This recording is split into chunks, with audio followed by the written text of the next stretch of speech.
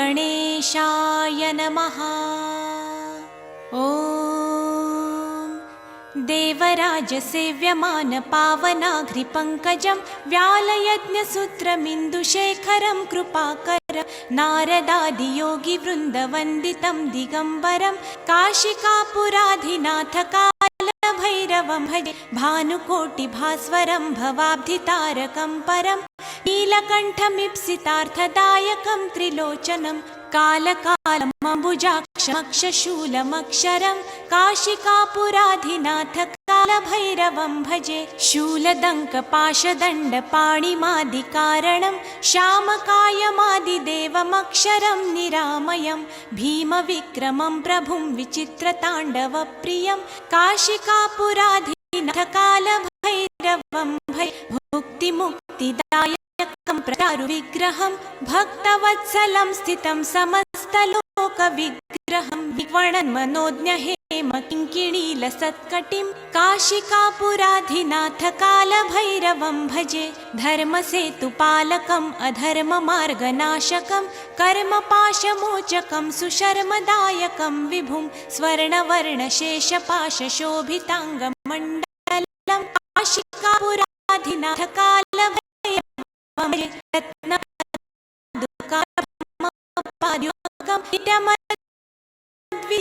निरञ्जनं मृत्युदर्पनाशनं करालदंष्ट्रमोक्षणं काशिकापुराधिनाथ कालभैरवं भजे अट्टहासभिन्नपद्मजाण्डकोशसन्ततिं दृष्टिपातनष्टपापजालमुग्रशासनम् अष्टसिद्धिदायकं कपालमालिकन्धरं काशिकापुराधिनाथ कालभैरवं भजे भूतसङ्घनायकं विशालकीर्तिदायकं काशीवासलोकपुण्यपापशोधकं विभुं नीतिमार्गकोविदं पुरातनं जगत्पतिं काशिकापुराधिनाथ कालभैरवं भजे कालभैरवाष्टकं पठन्ति ये मनोहरं ज्ञानमुक्तिसाधनं विचित्रपुण्यवर्धनं शोकमोहदैन्यलोभकोपतापनाशनं ते प्रयान्ति कालभैरवाङ्घ्रिसन्निधं ध्रुवम्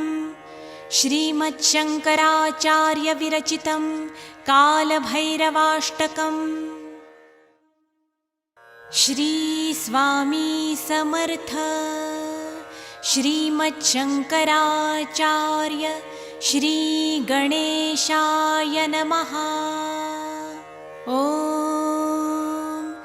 देवराजसेव्यमान पावनाघ्रिपङ्कजं व्यालयज्ञसूत्रमिन्दुशेखरं कृपाकरं नारदादियोगिवृन्दवन्दितं दिगम्बरं काशिकापुराधिनाथ कालभैरवं भजे भानुकोटिभास्वरं भवाब्धितारकं परं नीलकण्ठमीप्सितार्थदायकं त्रिलोचनं कालकालमम्बुजाक्षमक्षशूलमक्षरं काशिकापुराधिनाथ कालभैरवं भजे शूलदङ्कपाशदण्डपाणिमादिकारणं श्यामकायमादिदेवमक्षरं निरामयं भीमविक्रमं प्रभुं विचित्रताण्डवप्रियं काशिकापुराधिनाथ कालभैरवं भजे भुक्तिमुक्तिदायकं प्रशस्तचारुविग्रहं भक्तवत्सलं स्थितं समस्तलोकविग्रहं विनिक्वणन्मनोज्ञहेमकिङ्किणीलसत्कटिं काशिकापुराधिनाथ कालभैरवं भजे धर्मसेतुपालकम् अधर्ममार्गनाशकं कर्मपाशमोचकं सुशर्मदायकं विभुं स्वर्णवर्णशेषपाशशोभिताङ्गमण्डलं काशिकापुराधिनाथ कालभैरवं भजे रत्नपादुकाप्रभाभिरामपादयुग्मकं नित्यमद्वितीयमिष्टदैवतं निरञ्जनं मृत्युदर्पनाशनं करालदंष्ट्रमोक्षणं काशिकापुराधिनाथ कालभैरवं भजे अट्टहासभिन्नपद्मजाण्डकोशसन्ततिं दृष्टिपातनष्टपापजालमुग्रशासनम् अष्टसिद्धिदायकं कपालमालिकन्धरं काशिकापुराधिनाथ कालभैरवं भजे भूतसङ्घनायकं विशालकीर्तिदायकं काशीवासलोकपुण्यपापशोधकं विभुं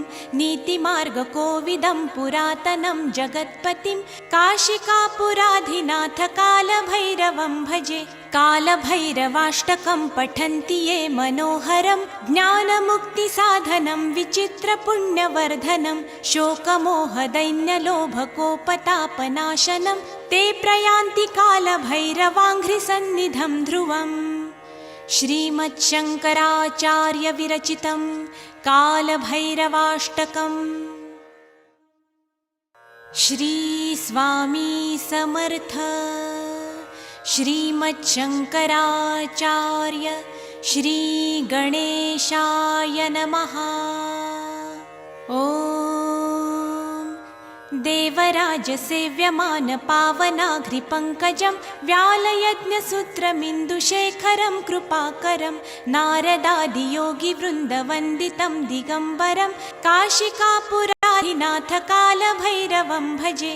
भानुकोटिभास्वरं भवाब्धितारकं परं नीलकण्ठमीप्सितार्थदायकं त्रिलोचनं कालकालमम्बुजाक्षमक्षूलमक्षरं काशिकापुराधिनाथ कालभैरवं भजे। शूलदङ्कपाशदण्डपाणिमादिकारणं श्यामकायमादिदेवमक्षरं निरामयं भीमविक्रमं प्रभुं विचित्रताण्डवप्रियं काशिकापुराधिनाथ कालभैरवं भजे।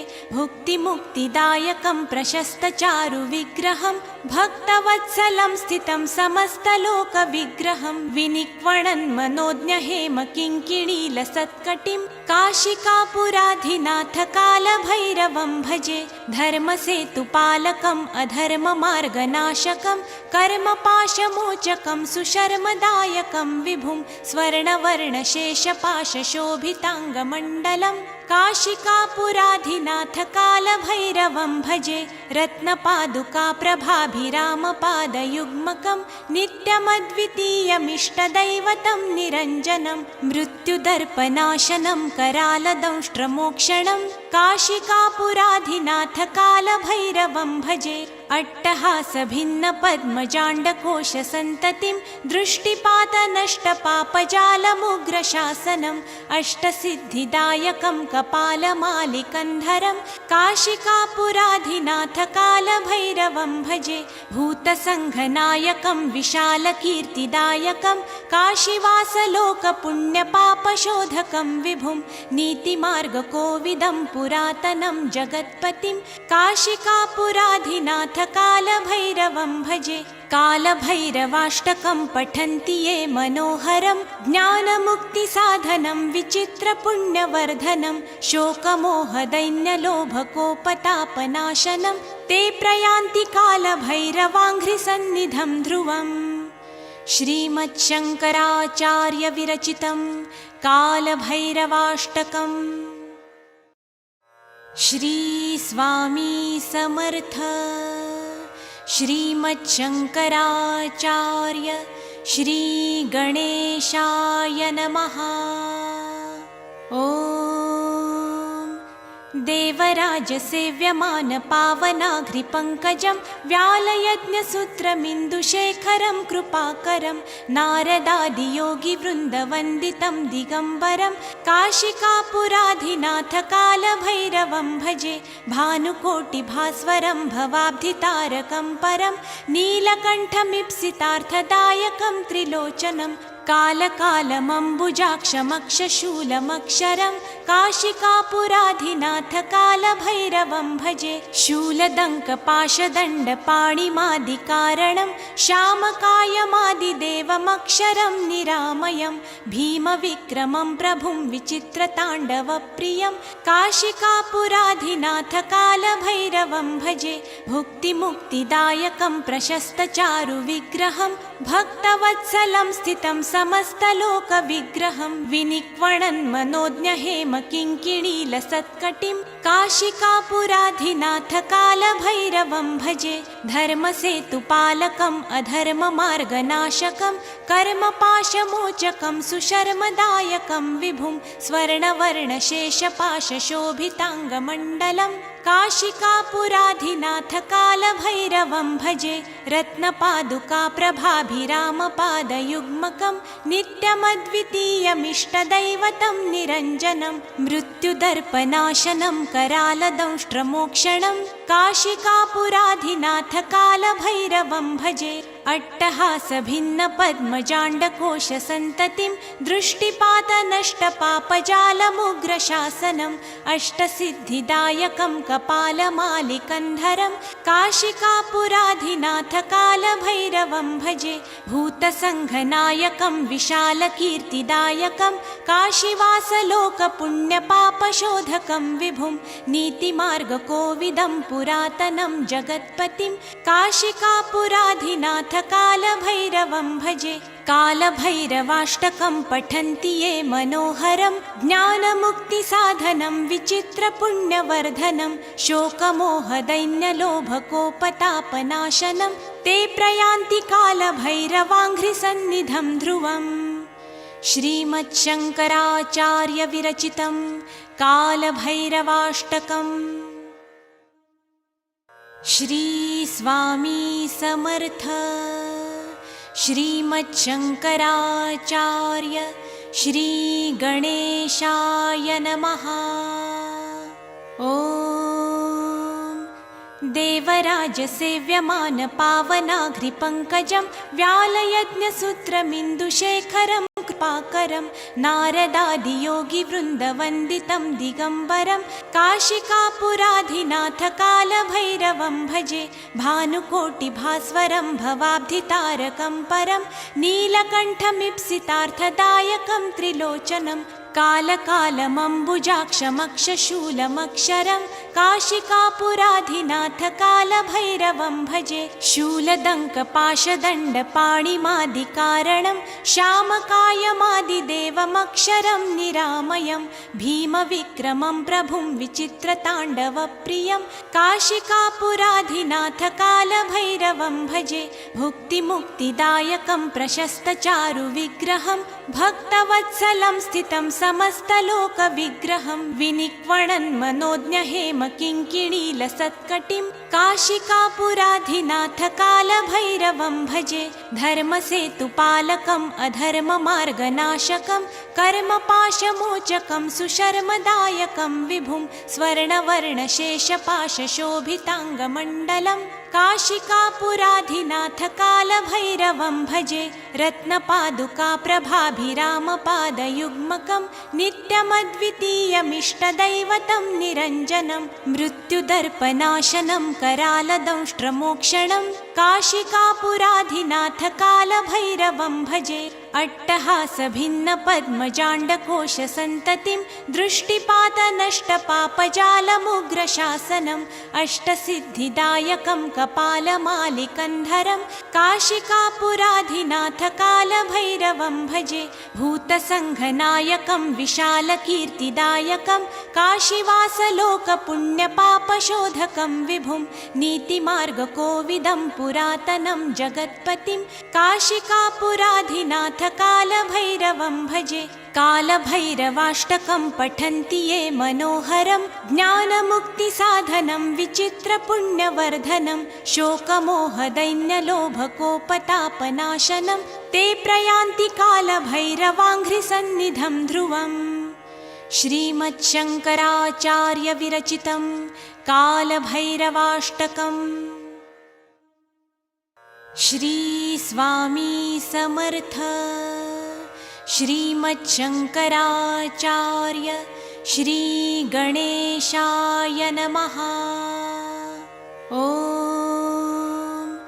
देवराजसेव्यमान पावनाघ्रिपङ्कजं व्यालयज्ञसूत्रमिन्दुशेखरं कृपाकरं नारदादियोगिवृन्दवन्दितं दिगम्बरं काशिकापुराधिनाथकालभैरवं भजे भानुकोटिभास्वरं भवाब्धितारकं परं नीलकण्ठमीप्सितार्थदायकं त्रिलोचनं कालकालमम्बुजाक्षमक्षशूलमक्षरं काशिकापुराधिनाथ कालभैरवं भजे शूलदङ्कपाशदण्डपाणिमादिकारणं श्यामकायमादिदेवमक्षरं निरामयं भीमविक्रमं प्रभुं विचित्रताण्डवप्रियं काशिकापुराधिनाथ कालभैरवं भजे भुक्तिमुक्तिदायकं प्रशस्तचारुविग्रहं भक्तवत्सलं स्थितं समस्तलोकविग्रहं विनिक्वणन् मनोज्ञहेम किङ्किणीलसत्कटिं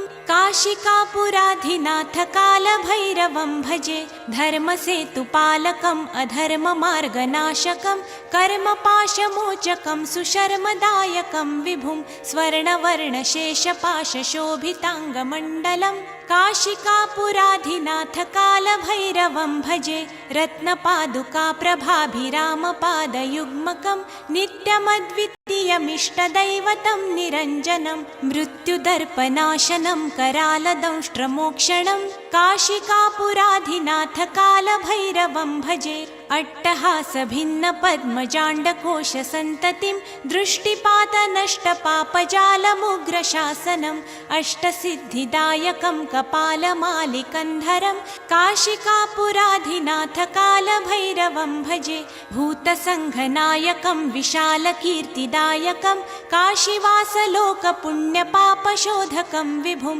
नीतिमार्गकोविदं पुरातनं जगत्पतिं काशिकापुराधिनाथ कालभैरवं भजे कालभैरवाष्टकं पठन्ति ये मनोहरं ज्ञानमुक्तिसाधनं विचित्रपुण्यवर्धनं शोकमोहदैन्यलोभकोपतापनाशनं ते प्रयान्ति कालभैरवाङ्घ्रिसन्निधं ध्रुवम् श्रीमच्छङ्कराचार्यविरचितं कालभैरवाष्टकम् श्री स्वामी समर्थ श्रीमच्छङ्कराचार्य श्री गणेशाय नमः। ॐ देवराजसेव्यमान पावनाघ्रिपङ्कजं व्यालयज्ञसूत्रमिन्दुशेखरं कृपाकरं नारदादियोगिवृन्दवन्दितं दिगम्बरं काशिकापुराधिनाथ कालभैरवं भजे भानुकोटिभास्वरं भवाब्धितारकं परं नीलकण्ठमीप्सितार्थदायकं त्रिलोचनं कालकालमम्बुजाक्षमक्षशूलमक्षरं काशिकापुराधिनाथ कालभैरवं भजे शूलदङ्कपाशदण्डपाणिमादिकारणं श्यामकायमादिदेवमक्षरं निरामयं भीमविक्रमं प्रभुं विचित्रताण्डवप्रियं काशिकापुराधिनाथ कालभैरवं भजे भुक्तिमुक्तिदायकं प्रशस्तचारुविग्रहं भक्तवत्सलं स्थितं समस्तलोकविग्रहं विनिक्वणन् मनोज्ञहेम किङ्किणीलसत्कटिं काशिकापुराधिनाथ कालभैरवं भजे धर्मसेतुपालकम् अधर्ममार्गनाशकं कर्मपाशमोचकं सुशर्मदायकं विभुं स्वर्णवर्णशेषपाशशोभिताङ्गमण्डलं काशिकापुराधिनाथ कालभैरवं भजे रत्नपादुकाप्रभाभिरामपादयुग्मकं नित्यमद्वितीयमिष्टदैवतं निरञ्जनं मृत्युदर्पनाशनं करालदंष्ट्रमोक्षणं काशिकापुराधिनाथ कालभैरवं भजे अट्टहासभिन्नपद्मजाण्डकोशसन्ततिं दृष्टिपातनष्टपापजालमुग्रशासनम् अष्टसिद्धिदायकं कपालमालिकन्धरं काशिकापुराधिनाथ कालभैरवं भजे भूतसङ्घनायकं विशालकीर्तिदायकं काशीवासलोकपुण्यपापशोधकं विभुं नीतिमार्गकोविदं पुरातनं जगत्पतिं काशिकापुराधिनाथ कालभैरवं भजे कालभैरवाष्टकं पठन्ति ये मनोहरं ज्ञानमुक्तिसाधनं विचित्रपुण्यवर्धनं शोकमोहदैन्यलोभकोपतापनाशनं ते प्रयान्ति कालभैरवाङ्घ्रिसन्निधं ध्रुवम् श्रीमच्छङ्कराचार्यविरचितं कालभैरवाष्टकम्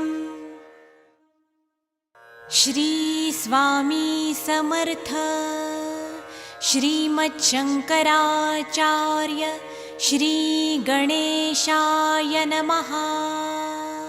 ॐ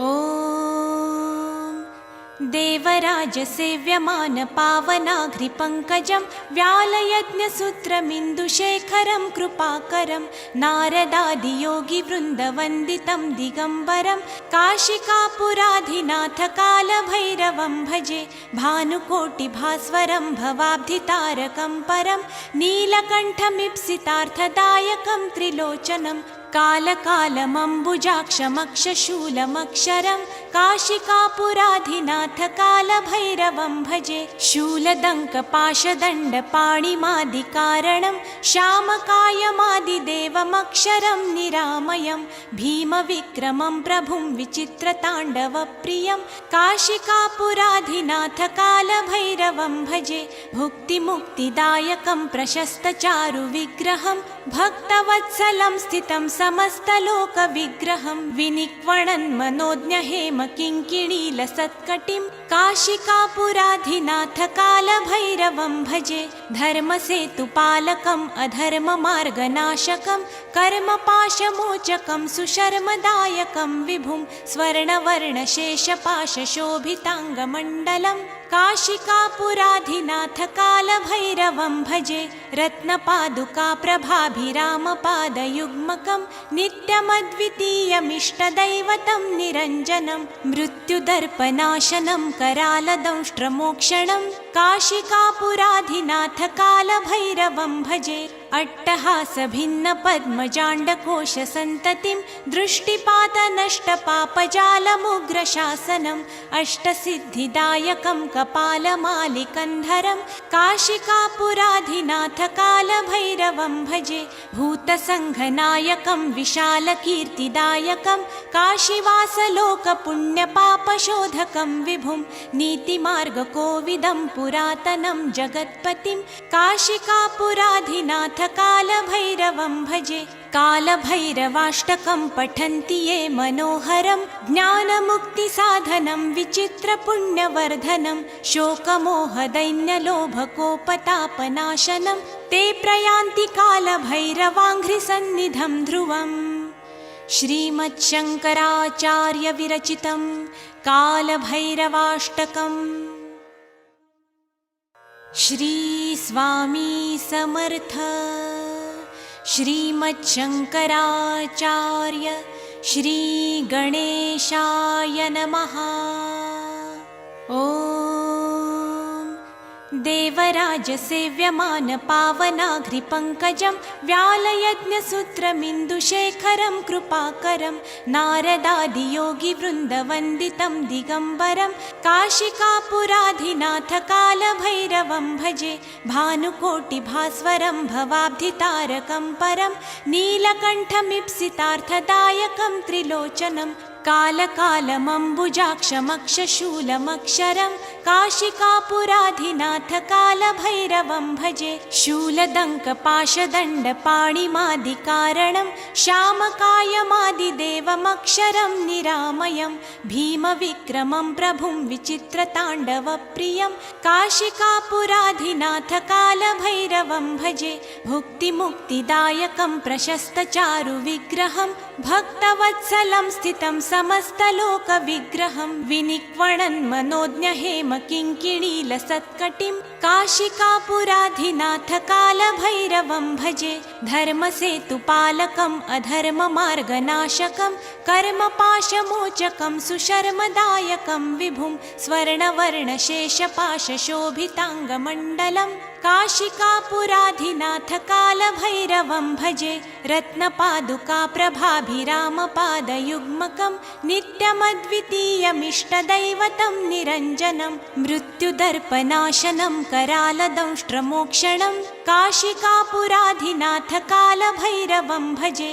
अट्टहासभिन्नपद्मजाण्डकोशसन्ततिं दृष्टिपातनष्टपापजालमुग्रशासनं अष्टसिद्धिदायकं कपालमालिकन्धरं काशिकापुराधिनाथ काशीकापुराधिनाथ कालभैरवं भजे भूतसङ्घनायकं विशालकीर्तिदायकं काशीवासलोकपुण्यपापशोधकं विभुं नीतिमार्गकोविदं पुरातनं जगत्पतिं काशिकापुराधिनाथ कालभैरवं भजे कालभैरवाष्टकं पठन्ति ये मनोहरं ज्ञानमुक्तिसाधनं विचित्रपुण्यवर्धनं शोकमोहदैन्यलोभकोपतापनाशनं ते प्रयान्ति कालभैरवाङ्घ्रिसन्निधं ध्रुवम् श्रीमच्छङ्कराचार्यविरचितं कालभैरवाष्टकम् श्री स्वामी समर्थ श्रीमच्छङ्कराचार्य श्री गणेशाय नमः। ॐ देवराजसेव्यमान पावनाघ्रिपङ्कजं व्यालयज्ञसूत्रमिन्दुशेखरं कृपाकरं नारदादियोगिवृन्दवन्दितं दिगम्बरं काशिकापुराधिनाथ कालभैरवं भजे भानुकोटिभास्वरं भवाब्धितारकं परं नीलकण्ठमीप्सितार्थदायकं त्रिलोचनं कालकालमम्बुजाक्षमक्षशूलमक्षरं काशिकापुराधिनाथ कालभैरवं भजे शूलदङ्कपाशदण्डपाणिमादिकारणं श्यामकायमादिदेवमक्षरं निरामयं भीमविक्रमं प्रभुं विचित्रताण्डवप्रियं काशिकापुराधिनाथ कालभैरवं भजे भुक्तिमुक्तिदायकं प्रशस्तचारुविग्रहं भक्तवत्सलं स्थितं समस्तलोकविग्रहं विनिक्वणन्मनोज्ञहेमकिङ्किणीलसत्कटिं काशिकापुराधिनाथ कालभैरवं भजे धर्मसेतुपालकम् अधर्ममार्गनाशकं कर्मपाशमोचकं सुशर्मदायकं विभुं स्वर्णवर्णशेषपाशशोभिताङ्गमण्डलं काशिकापुराधिनाथ कालभैरवं भजे रत्नपादुकाप्रभाभिरामपादयुग्मकं नित्यमद्वितीयमिष्टदैवतं निरञ्जनं मृत्युदर्पनाशनं करालदंष्ट्रमोक्षणं काशिकापुराधिनाथ कालभैरवं भजे अट्टहासभिन्नपद्मजाण्डकोशसन्ततिं दृष्टिपातनष्टपापजालमुग्रशासनम् अष्टसिद्धिदायकं कपालमालिकन्धरं काशिकापुराधिनाथ कालभैरवं भजे भूतसङ्घनायकं विशालकीर्तिदायकं काशीवासलोकपुण्यपापशोधकं विभुं नीतिमार्गकोविदं पुरातनं जगत्पतिं काशिकापुराधिनाथ कालभैरवं भजे कालभैरवाष्टकं पठन्ति ये मनोहरं ज्ञानमुक्तिसाधनं विचित्रपुण्यवर्धनं शोकमोहदैन्यलोभकोपतापनाशनं ते प्रयान्ति कालभैरवाङ्घ्रिसन्निधं ध्रुवम् श्रीमच्छङ्कराचार्यविरचितं कालभैरवाष्टकम् श्री स्वामी समर्थ श्रीमच्छङ्कराचार्य श्री गणेशाय नमः। ॐ देवराजसेव्यमान पावनाघ्रिपङ्कजं व्यालयज्ञसूत्रमिन्दुशेखरं कृपाकरं नारदादियोगिवृन्दवन्दितं दिगम्बरं काशिकापुराधिनाथ कालभैरवं भजे भानुकोटिभास्वरं भवाब्धितारकं परं नीलकण्ठमीप्सितार्थदायकं त्रिलोचनं कालकालमम्बुजाक्षमक्षशूलमक्षरं काशिकापुराधिनाथ कालभैरवं भजे शूलदङ्कपाशदण्डपाणिमादिकारणं श्यामकायमादिदेवमक्षरं निरामयं भीमविक्रमं प्रभुं विचित्रताण्डवप्रियं काशिकापुराधिनाथ कालभैरवं भजे भुक्तिमुक्तिदायकं प्रशस्तचारुविग्रहं भक्तवत्सलं स्थितं समस्तलोकविग्रहं विनिक्वणन् मनोज्ञहेमकिङ्किणीलसत्कटिं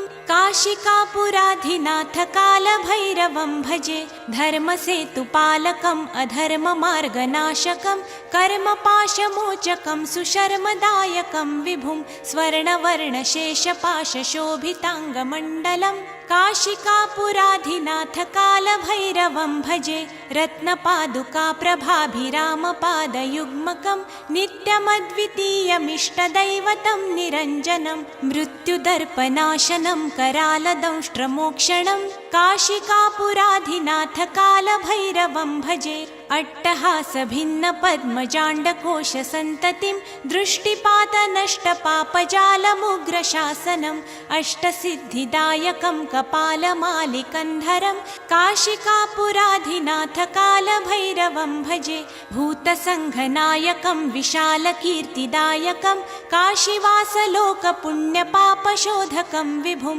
नीतिमार्गकोविदं पुरातनं जगत्पतिं काशिकापुराधिनाथ कालभैरवं भजे कालभैरवाष्टकं पठन्ति ये मनोहरं ज्ञानमुक्तिसाधनं विचित्रपुण्यवर्धनं शोकमोहदैन्यलोभकोपतापनाशनं ते प्रयान्ति कालभैरवाङ्घ्रिसन्निधं ध्रुवम् श्रीमच्छङ्कराचार्यविरचितं कालभैरवाष्टकम्।